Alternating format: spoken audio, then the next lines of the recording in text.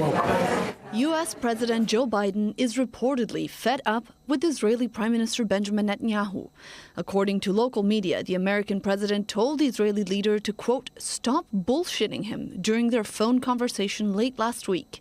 Biden has previously hinted that Netanyahu was stalling efforts to reach a ceasefire for hostages deal with Hamas, and he reportedly added that Israel should not take the president for granted. I'm very concerned about it. I had a very direct meeting with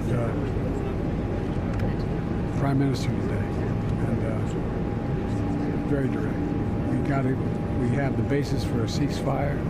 He should move on it, and they should move on it now. The chance for a ceasefire ruined after the assassination of Haniyeh. It's not helped. Wednesday's strike on Hamas top political chief Ismail Haniyeh shocked the leaders of Iran and its proxies Hamas and Hezbollah, and has been widely attributed to Israel, which is nearing 10 months of war with Hamas in Gaza. Haniyeh was one of the key figures in negotiating a ceasefire for hostages deal that would see a halt to the war and the return of the Israeli hostages held in Gaza.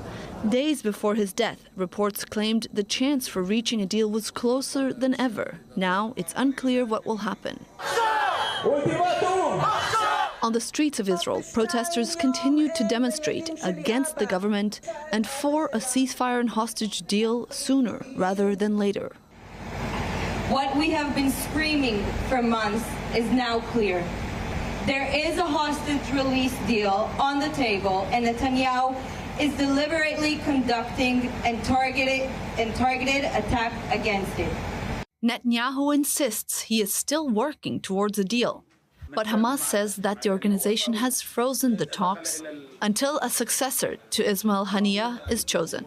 I reiterate and tell our enemies, we will respond and we will exact a heavy price for any act of aggression against us, from whatever quarter. At the same time, we are making a supreme effort on a daily basis to return all of our hostages, without exception. We have an ironclad commitment to return all of them, the living and the deceased. I am prepared to go very far to release all of our hostages while maintaining the security of Israel. The simple truth is that, as of now, Hamas has not agreed to the most basic conditions of the outline. Iran and its proxies, Hezbollah, Hamas and the Houthis, have vowed retaliation, and Israel is bracing for a response.